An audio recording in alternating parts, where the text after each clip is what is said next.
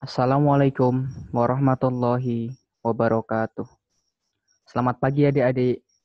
Perkenalkan, nama kakak Kurnia Yoga Pratama, NIM 1921848 dari Prodi Pendidikan Guru Sekolah Dasar Universitas Muhammadiyah Purworejo. Bagaimana kabarnya adik-adik? Sebelum memulai materi pada hari ini, marilah kita berdoa terlebih dahulu. Berdoa menurut agama dan kepercayaan masing-masing.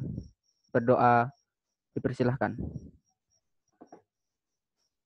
Berdoa selesai. Pada hari ini, kakak akan menjelaskan tentang tema 6, yaitu perpindahan kalor di sekitar kita.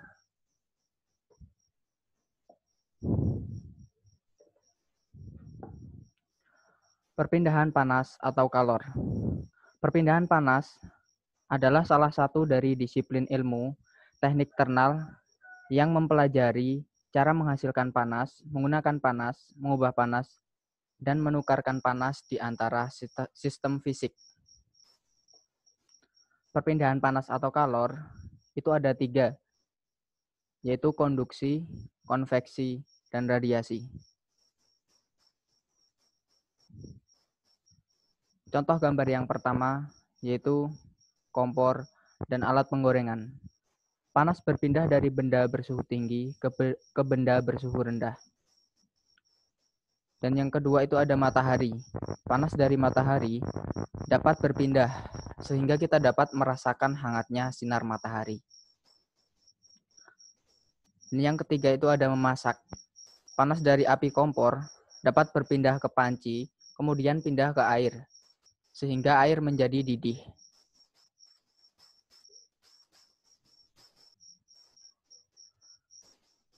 Selanjutnya, tujuan pembelajaran. Dengan membuat peta konsep, siswa mampu menjelaskan isi teks penjelasan dari buku secara benar. Dengan melalui gambar, siswa mampu menjelaskan cara-cara perpindahan kalor dalam kehidupan sehari-hari secara tepat. Dengan melakukan percobaan, menggunakan sendok dan air panas, siswa mampu membuktikan perpindahan kalor secara konveksi secara mandiri.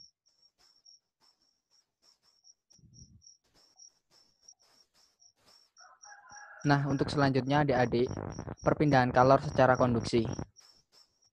Yang pertama, perpindahan kalor secara konduksi disebut juga perpindahan kalor secara hantaran.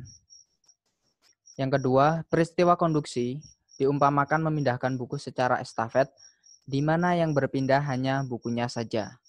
Dan yang ketiga, pada perpindahan kalor secara konduksi, kalor akan berpindah dari benda bersuhu tinggi ke benda bersuhu rendah.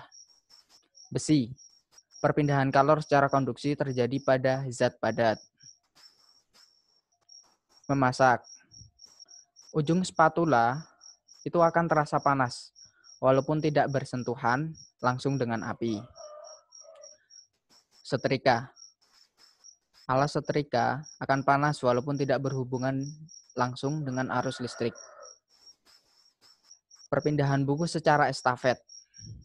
Perpindahan kalor secara konduksi yaitu perpindahan kalor tanpa zat perantaranya. Untuk selanjutnya adik-adik, perpindahan kalor secara konveksi. Apa sih yang dimaksud dengan perpindahan kalor secara konveksi? Perpindahan kalor secara konveksi itu adalah perpindahan panas melalui aliran zat perantaranya ikut berpindah. Jika partikel berpindah dan ikut merambat, maka terjadi konveksi. Contohnya yaitu air dipanaskan. Gerakan naik turun air, kacang hijau, kedelai, dan lain sebagainya ketika dipanaskan. Dan yang kedua ada balon udara.